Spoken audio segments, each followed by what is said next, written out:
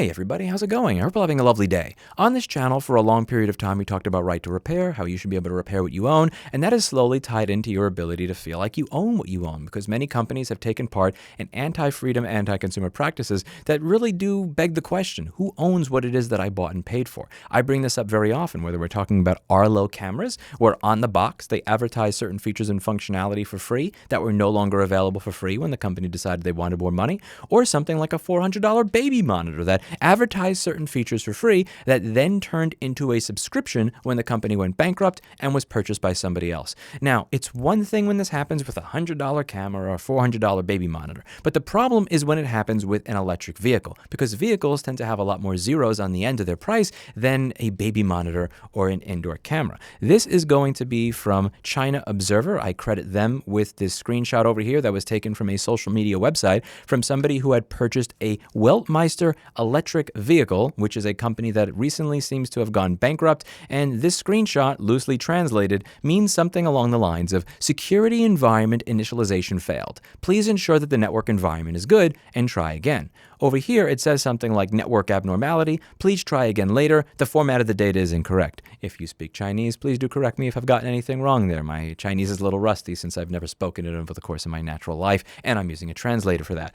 The problem here is that more and more devices are becoming cloud connected. And the problem that I see is that more people are being conditioned into believing that an electric vehicle should be freedom restricting and that cloud devices are inherently freedom restricting. And this is not the case. This should not be the case. It is the case because this is how the manufacturers have chosen to do it. You bet your ass that if the internal combustion engine vehicle were invented tomorrow, that there would be some sort of cloud subscription necessary with different tiers for how many times you wanted your spark plug to be able to work in a month, or how many times your transmission gears can turn or something before it dies. We live in a much different culture now than we did 100 years ago. It is an anti-ownership culture, and that is why these devices are working the way that they are. There is nothing inherently wrong with cloud. If you have the ability to self-manage your own server, and the client device, whether it is a car or a camera, allows you to configure it to connect to any server of your choice, most of my audience probably would not have a problem with a cloud-connected device at this point. Your car connecting to a server, whether for unlock capabilities or for the ability to turn on heated seats or the ability to remotely control the air conditioner and stuff like that, most of you, I imagine, probably wouldn't care if you had the option to not just use the manufacturer's server, but if they gave you access to an open source instance that you could self-manage on a server in your house that you could then configure your car to connect to. Again, I'm not talking about for the functionality of driving the car. I'm talking about stuff like turning on the air conditioner remotely and stuff like that. If your camera were able to connect to a server of your choice the way they used to back in the day when we actually had a freedom-respecting culture, rather than connecting to the manufacturer, they would not be able to take features away after the sale. The only reason that cloud-connected devices are actually an anti-feature rather than a feature nowadays is because we have accepted having this taken away from us. Back in the day, you could buy devices that could connect to the company server or to yours. And if you were able to do that, this would allow these devices to continue working after the manufacturer refuses to support them. And I genuinely believe we will reach a point in the United States where this has to be addressed by some sort of legislation. It is one thing when a $100 device or a $400 device screws you. It is another when a $20,000 or $40,000 or $80,000 device screw you. Many electric vehicles nowadays come with this type of non-freedom respecting software running on the vehicles that connects to the manufacturer's servers. Even internal combustion engine vehicles come with this type of software. If you have a Cadillac CT5V and you want to be able to turn on the air conditioner remotely, you're not allowed to configure that internal combustion engine powered vehicle to connect to your own server, use your own SIM card for data access, and use that to turn on the air conditioner remotely. You can't do that. You have to pay GM a monthly fee every month because they've limited you to only using their server. This is something that is becoming more and more commonplace, and many people mistakenly assume that this simply happens with electric vehicles. I have an electric bike that I put together that is completely freedom respecting. I can turn this on or turn this off the way I want, and I can even configure the PID loop of the motor in order to change the feel of it. If I want to have that instant torque that jots me forward, I can turn integral gain up to 290, and if I want to have it feel nice and smooth, I can turn my integral gain down to 5 and my proportional gain up a little more. I can completely configure not just how this works, but how it feels, because the company that is producing this respects my right to do what I want want with what I own.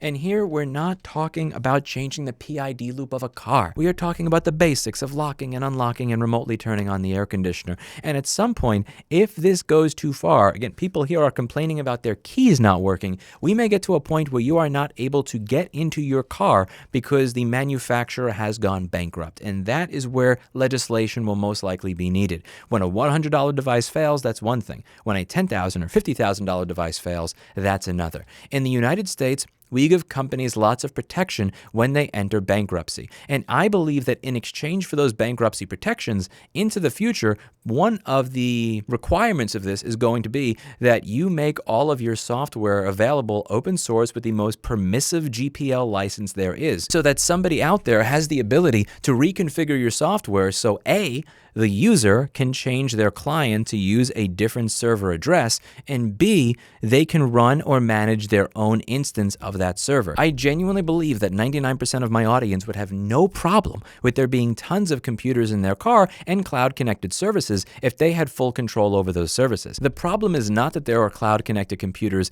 in your car. The problem is that you don't have control over them. If you were able to choose the address of the server that you connected to, and if you were able to self-manage your own instance of that server that it was connected to, you probably would have no problem with cloud software. The reason that cloud is seen as an anti-feature rather than a feature is because it often is used in this abusive way. This company probably wasn't even trying to abuse their customers. They simply ran into some challenges with their business. And when they run into challenges with their business, customers that purchased cars 1 or 2 years ago get screwed over on a purchase that should be lasting you 10 to 30 years. I genuinely believe that within the next 10 to 15 years, we are going to see legislation proposed that demands that if a company is seeking bankruptcy protections in any way, that company is going to have to open source with the most permissive license possible any and all of the software that they have created for their devices. I don't see why you should receive protection while your customers get screwed, particularly if you're no longer going to exist. If you're not going to be a customer anymore, why does it matter who gets the profit off of your software if you're no longer going to be here? I can understand not having the most permissive license because you want to retain the right to profit off of your software while you're in business, but if you're no longer in business and you want governmental protection as you go out of business, there's no way in hell you should be allowed to do that and keep your software closed source the entire way as your customers get screwed. Let me know what you think in the comments down below. Do you think that we're going to need a legislative solution for this over the next 10 to 15 years? Or do you think that people are simply going to stop buying any and all cloud-connected stuff in spite of the fact that it is literally everywhere at this point in time? How would you solve this problem? And how do you solve this problem in your own personal life? What would it take for you to be okay with your device having a cloud-connected computer inside of it, whether it's your car, your refrigerator, or anything else? And would you have the same problems with these devices being cloud-connected if they were cloud-connected in a freedom and sovereignty respecting way where you get to self-manage your own instance of open source server software that you could tell your client to connect to in the case that the company goes bankrupt or decides that they're greedy and just want more money for the same thing? I'm very curious to hear your thoughts in the comments down below. That's it for today, and as always, I hope you learned something. I'll see you all in the next video. Bye now.